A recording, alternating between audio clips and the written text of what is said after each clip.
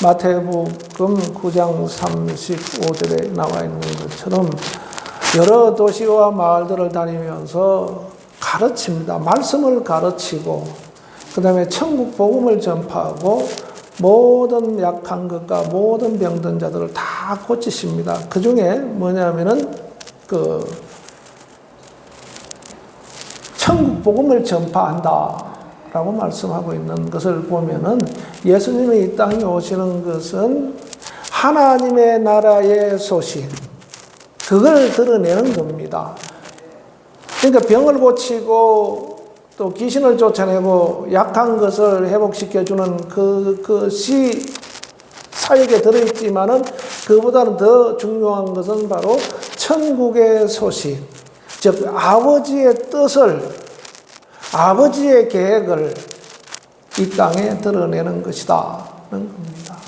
그래서 예수님께서 다니시면서 회당에 가서 가르치고 천국 복음을 전하고, 이게 즉 가르치고 전도하고 전도하면서 능력을 행하고, 이렇게 이것을 3년 동안 계속 반복해서 그렇게 한 것입니다.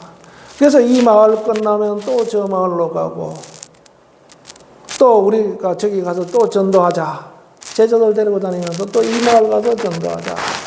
계속해서 마을 다니면서 회당에 가서 말씀을 가르치고 전도하고. 그러면 나는 이 일을 위해서 왔다라고 이렇게 말씀하고 있습니다. 나는 전도를 위해서 왔다. 즉 천국 복음을 드러내기 위해서, 즉 천국의 소식을 이 세상 사람들로 알게 하기 위해서 내가 왔다. 그렇게 말씀하고 있는 겁니다. 그래서 우리가 예수를 만났다라는 것은 내가 천국 복음을 내가 들을 때 예수를 만나는 겁니다. 왜? 예수님 오신 목적이 그것이 있기 때문에.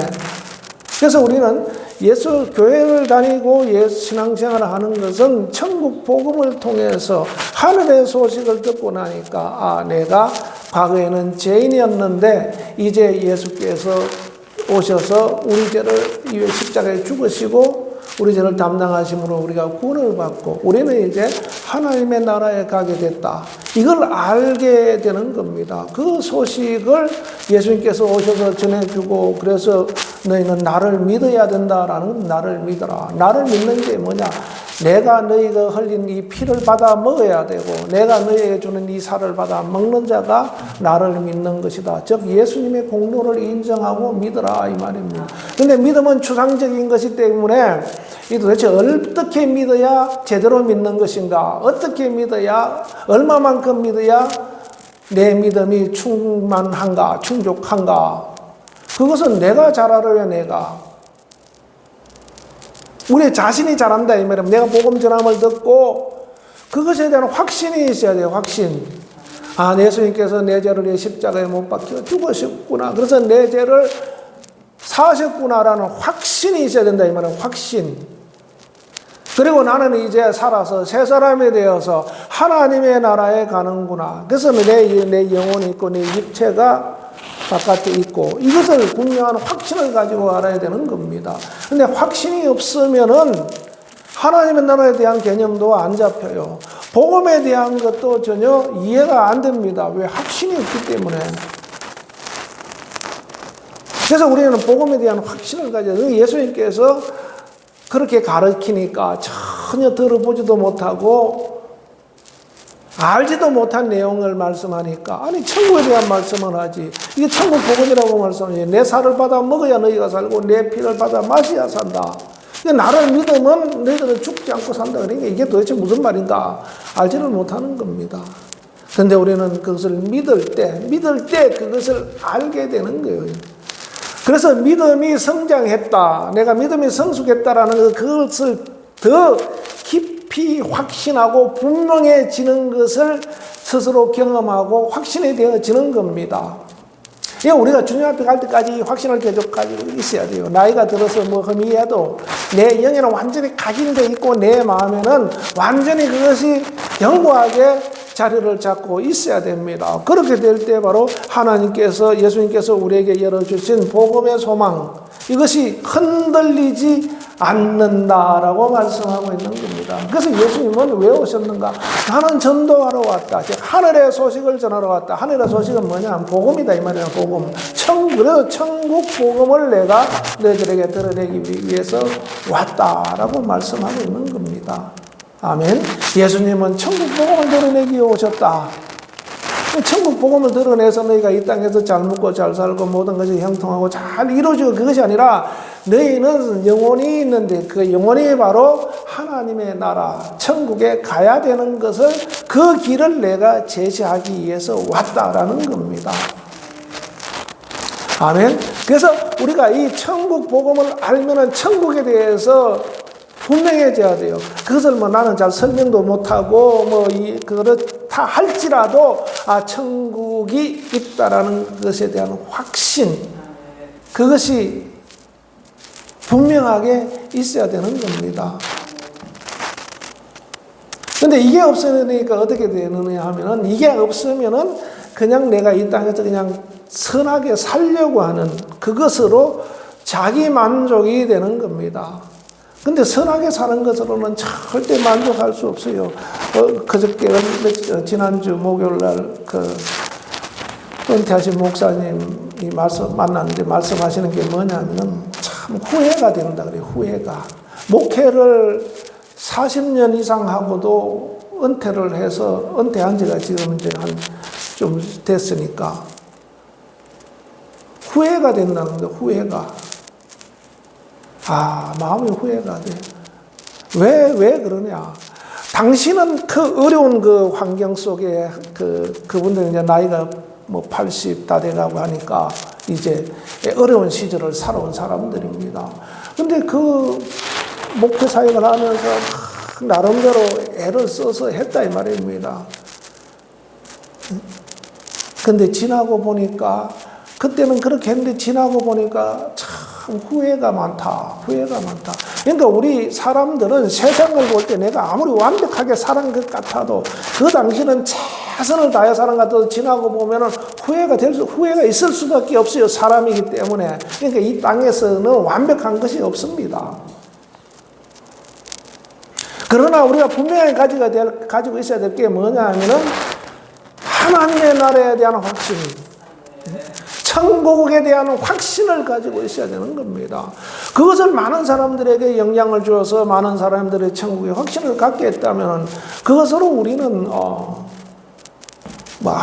아쉬울 수도 있지만 만족을 해야 되는 겁니다. 근데 내가 먼저 천국에 대한 분명한 확신이 있어야 되죠.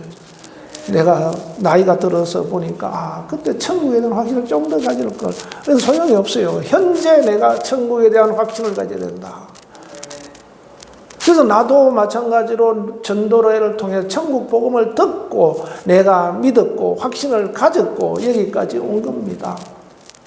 세상에는 절대 천국 복음을 알려주지 않습니다. 세상의 유토피아를 얘기해요. 정치인들은 국민들을 위해서 자기가 일을 한다고 해서 국민의 유익을 위해서 한다고 하지만은 절대로 거기에는 천국에 대한 소식은 전해줄 수가 없어요. 왜? 세상에서는 나올 수 없기 때문에. 그래서 예수님께서는 내가 아버지 품속에서 왔다라는 겁니다. 아버지로부터 받아온 거예요. 그래서 거기가 천국인데 그 소식이다 이 말입니다. 그 소식. 그래서 아버지께서 온 자만이 천국 복음을 드러낼 수가 있어요. 아버지로부터 오신 분, 예수 그리스도만이 천국을 드러낼 수 있는 겁니다. 그래서 우리가 자꾸 예수 믿어라. 왜 예수 믿어야 되나? 우리가 죄 때문에 천국을 못 가는데 예수님 우리 죄를 담당하셨다. 여러분들 그래서 그거 믿으면은 우리가 알지 못하는 죄 때문에 죄책감 갖고 있지도 않지만 내가 죄책감 갖는 것은 아는 죄 때문에 그래요. 그래서 주님이 내가 아는 죄까지도 다 담당하셨다. 우리가 자유를 얻으면 되는 겁니다. 그리고 우리가 해야 할 일이 뭐냐라는 겁니다. 자유를 얻었으니까 이제 해야 하는 일이 계속 자유 얻었는데도 불구하고 나는 죄인입니다. 자꾸 이제 죄에 매여서 자책감을 느끼고 죄책을 느끼고 하면은 일을 못해요. 진보가 없다 이 말입니다. 앞으로 나가지를 못해요. 그런데 우리는 주님 뭐라고 해요? 자유하다. 너희가 자유했다. 이제 해방되었다. 이 말입니다. 해방되었다. 해방되었다는 겁니다.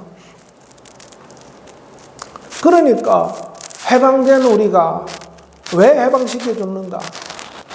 첫째는 우리가 천국에 들어가는 거죠. 그죠? 자유한 자가, 죄에서 자유한 자가 천국에 들어가는 것이고, 그 다음에 우리에게 이 소식을 전하라는 겁니다. 이 소식을 전하라. 그래서 예수님께서도 부활을 해서 하나님 나라에 가기 전에, 아버지께 가기 전에 너희는 만천하에 온 천하에 다니면서 복음을 전파하라 라는, 복음을 전파하라. 너는 모든 족속으로 제자를 삼아 아버지와 아들과 성령의 이름으로 침례를 주고 그들을 가르쳐 지키게 하라. 땅 끝까지 이르러 너희가 이 사실을 전하고 지키게 하라. 내가 세상 끝날까지 너희와 함께 하겠다. 마태복음 28장 그렇게 말씀하고 있는 겁니다. 복음을 전하는 데는 내가 너희 끝까지 함께 하겠다. 복음을 전하는 너희는 끝까지 내가 너희를 지키고 보호하고 인도하겠다는 겁니다. 우리가 나가서 뭐 선교사들처럼 복음을 전하고 또 전도자들처럼 뭐 전도지 들고 나가서 전하고 이것만을 한정하면 우리는 거기에서 자유할 수가 없어요. 바울처럼 다니면서 뭐 소아시아 뭐 그리스 이런 뭐 로마까지 다니면서 교회를 세우고 이렇게 전도한 사람 많이 복음을 전하는 사람이라면은 우리는 거기서 자유할 수 없죠. 그죠? 어떤 사람은 지금까지 살면서 외국에 나가본 적도 없는 사람도 있는데 그럼 우리는 뭐냐 이 말이죠. 그죠? 온 천하에 다니면서 복음을 전파하라. 즉, 온 천하에 복음이 전파되게 하라. 그러니까 내가 여기서 복음을 전하고 내가 살면서 복음을 전파하면 그 영향을 통해서 온 세계로 퍼질 수도 있습니다. 하나님이 일하시면 어떻게 될지 몰라요. 근데 우리는 우리 생각으로 자꾸 죄책감 느끼고 정죄받고 자꾸 위축되고 그럴 필요 없습니다. 우리는 주님이 나는 복음을 전할 자로 전하기 위해서 나를 부르셨구나. 첫째 나를 구원하시고 하나님 나라에 가게 하시고 그리고 나는 복음을 전할 자로 복음을 전하는 일을 하게 하기 위해서 주님이 우리를 부르셨구나. 그 일을 위해서 교회를 세우셨구나. 이게 머릿속에 있으면 됩니다. 그러면 우리가 생활 속에서 항상 복음을 드러내는 사람으로 무장이 되어 있으면은 그렇게 일을 할 수가 있는 겁니다. 그래서 예수님의 제자들은 이것을 하는 데 있어서 그냥 된 것이 아니라 모여서 기도하죠. 그죠? 누가복음 24장에 너희가 하늘에서 아버지께서 약속하신 것이 임할 때까지 너희가 이성을 떠나지 말라. 약속하신 것을 주실 때 능력이 임하게 된다라는 겁니다. 그래서 능력이 임할 때까지 너희는 이성을 떠나지 말고 기도해라. 그래서 예수님 제자들이 기도하다가 오순절 성령이 임하심으로 말미암아 그때 놀라운 변화를 가져옵니다. 예수님을 따라다닐 때도 경험하지 못했던 경험이에요. 이거는. 아니 그렇게 예수님 턱 밑에 졸졸 따라다니면서 3년 동안 배우면서도 전혀 경험하지 보지 못한 것 그것을 경험하는 겁니다. 이것은 세상에서 경험할 수 없는 겁니다. 이게 성령이 임하니까 불의 혀같이 강한 바람이 불고 불의 혀가 갈라지는 것 같이 확 휘몰아치니까 거기에 폭발적인 성령의 임재의 역사가 드러나게 되는 겁니다. 그래서 이들이 나가서 제자들이 이제 그동안 예수님 따라다니면서 전도도 하고 막 귀신도 쫓고 막 병도 고치고 막 했죠. 그죠? 예수님께서 12를 불러가지고 2명씩 쫙 쪄서 보내고 70명을 불러가지고 또 2명씩 쫙 쪄서 내보내면서 가서 복음을 전파하라. 그러니까 막 그 일을 했습니다. 그런데 이거는 성령이 임하고 완전 새로운 경험을 하고 나니까 그 일이 더 폭발적으로 나타나게 되는 겁니다.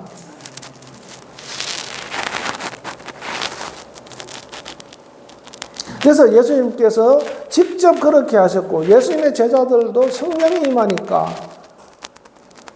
주님이 말씀하신 것이 생각나고 그것을 통해서 다니면서 처음에는 나가지를 않았죠. 예루살렘에서 쉽게 말하면 예루살렘 교회에서 사도행전 2장 42절로 47절에 보면 그들이 사도들의 가르침을 받아 날마다 모여서 사도들의 가르침을 받고 떡을 떼고 기도하고 찬양하고 서로 교제하고 이런 공동체, 쉽게 말하면 그런 공동체였습니다. 그래서 내 재산을 팔아다가 교회에다 드리니까 그것 가지고 사람들에게 또 이 사람 나눠주고 저 사람 나눠주고 이렇게 해서 서로 가난한 자가 없었더라 이렇게 말합니다. 이 가난한 자가 없다는 서로 쓰는 것이 풍족하였다 이 말입니다. 그렇게 하다가 이제 서대반의 일로 인해서 교회가 핍박을 받기 시작하죠. 나중에 야고보 사도가 순교를 하게 되고 그래서 교회가 흩어지게 되는 겁니다. 사도들이 흩어지게 되는 겁니다. 물론 그전에도 또 바울이 요바에 가서 복음을 전하고 이렇게 했지만은 이제 본격적으로 주님의 제자들이 사방으로 이제 흩어지게 되는데 그렇게 해서 복음이 이제 전 세계로 퍼지기 시작함으로 인해서 하나님의 역사가 시작되는 것을 볼 수 있습니다. 그래서 복음을 증거하는 것은 내가 증거해야지 해서 하는 것이 아니라 주님께서 말씀하신 주님의 명령이다. 명령 뭡니까? 계명이다 이 말입니다. 하나님을 사랑하라 이 계명입니다. 내 이웃을 사랑하라 계명이자 명령입니다. 내가 너희를 사랑한 것 같이 너희도 서로 사랑하라. 이게 주님의 명령입니다. 하나님을 사랑하는데 마음을 다하고 목숨을 다하고 뜻을 다하고 힘을 다하여 사랑하라. 이게 주님의 계명입니다. 명령입니다. 복음을 전하라는 것도 마찬가지로 주님의 명령입니다. 그래서 우리는 항상 주님의 명령을 수행할 수 있는 그러한 수행자로서의 훈련을 하고 자세를 갖춰야 되는 겁니다. 하나님을 사랑할 수 있는 훈련, 이웃을 사랑할 수 있는 훈련, 그것도 복음을 전가할 수 있는 훈련, 이런 준비, 자세, 이런 것들이 되어 있어야 됩니다. 그러려면 내 안에 누가 있어야 됩니까? 주님이 계셔야 되죠. 주님이 계신다라는 건 주님의 말씀이 계시는 겁니다. 말씀이 그냥 하나의 교훈으로만 임하여 있는 것이 아니라 나를 움직이는 역동적인 힘을 드러내는 말씀으로, 즉, 그것을 우리가 주님이 내 안에 내주하신다 이렇게 표현하고 있죠. 내주하신다. 내가 너희 안에 있고 너희가 내 안에 있다. 그래야만 너희는 나의 명령을 지킬 것이다 라는 겁니다. 우리가 주님이 우리에게 떠나면 우리에게는 복음을 드러낼 수 있는 아무런 힘이 없어요. 하나님의 명령을 수행할 수 있는 힘이 없습니다. 주님이 내 안에 있을 때 가능하다. 그 내 안에 있다라는 증거가 뭐냐면 성령께서 내 안에 오셔서 계실 때 주님이 내 안에 계시는구나 라는 것을 압니다. 그래서 성령이 오셔서 우리에게 생각을 주시고 또 우리에게 마음을 주시고 결단하게 하시고 행동하게 하시는 겁니다. 그런데 주님이 이것은 절대 강제로 하지 않는다. 계속해서 사인을 주고 명령을 하고 하지만은 강제로 하지 않는다는 겁니다.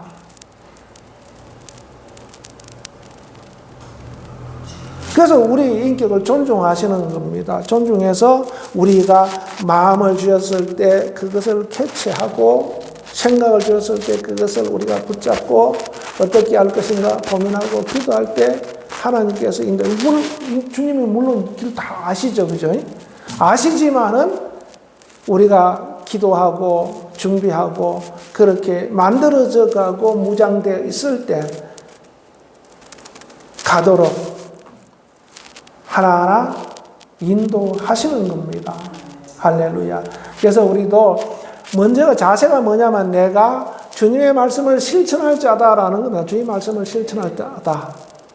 하나님을 사랑할 자로 사랑을 실천해야 되고 이웃을 사랑을 실천해야 되는데 그 사랑의 실천이 가장 큰 게 뭐냐면은 복음을 드러내는 겁니다. 복음을 드러내서 하나님을 영화롭게 하는 것, 이것이 가장 큰 실천이다. 그러면 그것을 하기 위해서 우리가 자꾸 주님의 말씀이 내 안에 있게 해야 되고 내가 그 일을 잘 드러낼 수 있도록 주님 힘을 주시고 도와주시고, 이렇게 우리가 기도하면은 주님께서 상황이 딱 되면 그렇게 할 수 있도록 마음을 주신다 이 말은 그냥 우리가 순종하면 돼요. 할렐루야. 그래서 이렇게 주님의 명령을 순종하려고 하는 이런 복음 전거자들에게 하나님께서 뭘 주셨냐면 오늘 본문처럼 말씀처럼 먼저는 함께 하겠다는 겁니다. 함께 하겠다. 그 다음에 표적이 있게 하겠다는 겁니다. 표적을 드러내도록 하겠다. 마태복음 28장에 있는 것처럼 세상 끝날까지 내가 너희와 함께 하겠고, 오늘 본문에 있는 것처럼 믿는 자들의 이런 표적이 따르리니 곧 그들이 내 이름으로 귀신을 쫓아내면 새 방언을 말하며 무슨 뱀을 집어 올리며 무슨 독을 마실지라도 해를 받지 아니하며 병든 자에게 손을 얹어 나으리라. 이런 표적이 따르도록 하겠다는 겁니다. 우리가 나게 나 그런 능력 없는 것 같은 것은 내 마음이에요. 그런데 그런 사람을 만났을 때 딱 행동하면 주님이 일하신다 이 말입니다. 표적이 나타난다는 겁니다.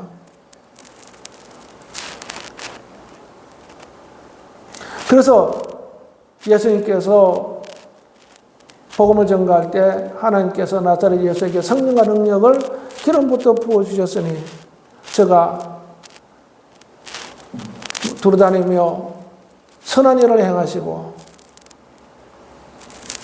마귀에게 눌린 모든 자를 고쳐준다라고 말씀하고 있는 겁니다. 그런데 그게 하나님이 함께 하시다. 마귀에 눌린 모든 자 고치고 선한 일을 행하시고, 선한 일을 행하는 것은 복음을 전가하는 것을 말씀하고 있는 겁니다. 그런데 여기에 동반되는 게 뭐냐면 능력과 성령이죠. 성령과 능력. 우리는 보통 사람이 아니에요. 여러분들은 보통 사람이 아닙니다. 성령과 능력을 기름부터 부음을 받아 이러한 기사와 표적을 드러낼 수 있는 능력을 가지고 있는 사람이다. 아멘. 그래서 복음 전거의 결과로서는 뭐가 있습니까? 영혼이 살아나게 되는 거죠. 영혼을 살리게 되는 겁니다. 또 그 일을 통해서 하나님께서 영광을 받으시는 겁니다. 우리의 그 복음을 드러내는 그 일을 통해서 하나님께서 영광을 받으시는 것이다. 아멘. 그래서 우리는 항상 어떻게 됩니까? 복음으로 무장해야 돼요. 하나님의 말씀으로 무장해야 됩니다. 그리고 또 기도해야 됩니다. 저 하늘에 있는 하나님의 나라, 천국을 볼 수 있는 그런 믿음이 우리에게 있어야 됩니다. 할렐루야. 그래서 예수님의 제자들은 20절에 보면은 제자들이 나가 두루 전파할세 주께서 함께 역사사, 함께 역사한다 그랬죠. 그죠? 그 따르는 표적으로 말씀을 확실히 증언하시니라, 증거하시니라, 이렇게 말씀하고 있는 겁니다. 주님이 함께 하시니까 우리는 확실히 증거할 수 있다. 내 말이면은 자신이 없을 수도 있어요. 천국 간대. 내 말이면은 그걸 어떻게 확신합니까? 주님의 말씀이니까 우리는 확신하는 겁니다. 우리가 거듭난 경험도 있고 예수를 믿고 신앙생활 하면서 여러 가지 기사와 표적들을 많이 경험한 경험들이 그것을 받침하고 있다라는 겁니다. 경험한 것은 참 귀한 겁니다. 경험은 귀한 거예요. 그러면 경험해 보지 않으면 확실하게 말할 수가 없어요. 그런데 경험해 보니까 분명하게 그것이 그렇다라는 것을 알게 되기 때문에 경험이 굉장히 중요합니다. 할렐루야. 우리는 하나님으로부터, 예수님으로부터 하나님의 소식, 하늘의 소식을 들었고 그것을 또 전달해 내야 될 책임이 우리에게 있다라는 겁니다. 그래서 그런 사람들의 발걸음을 로마서 10장에서는 아름답다 이렇게 표현한 것이 아름답다. 나는 항상 아름다운 발걸음이다. 여러분들 그렇게 생각하고 출근할 때도 나는 항상 아름다운 발걸음이다. 뭐 공부하다가 뭐 가르치다가 뭐 복음을 설명하라는 얘기가 아니에요. 그죠? 내가 걸어가는 이 발걸음은 아름다운 발걸음이다. 내가 걸어온 발걸음의 자체는 아름다운 발자취다. 아름다운 발걸음의 발자취. 왜? 나는 복음으로 무장되어 있는 사람이니까. 우리는 아름다운 발걸음의 발자취를 걸어온 사람이다. 이건 우리가 늘 인식하고 우리가 신앙생활 해야 됩니다. 그래서 여러분들은 힘내세요. 그죠? 힘내세요. 하나님 나라를 아름다운 발자취를 걸어가도록 나를 지금 인도하고 있다. 이 말입니다. 여러분, 저한테 홍대가 아니에요. 그죠? 그 왜 아름답냐? 주님이 함께 하셔서 주님이 일을 하시기 때문에 그것이 아름다운 겁니다. 하나님께서 창세기 1장에 보면 모든 것을 지으시고 보시기에 좋았더라. 이게 좋았더라. 아름다웠더라는 겁니다. 하나님의 모든 행하심을 보니까 요거 만들고서 보시기에 좋았더라. 하늘을 만들고서 보시기에 좋았더라. 땅을 만들고서 보시기에 좋았더라. 사람을 만들고 보시기에 좋았더라.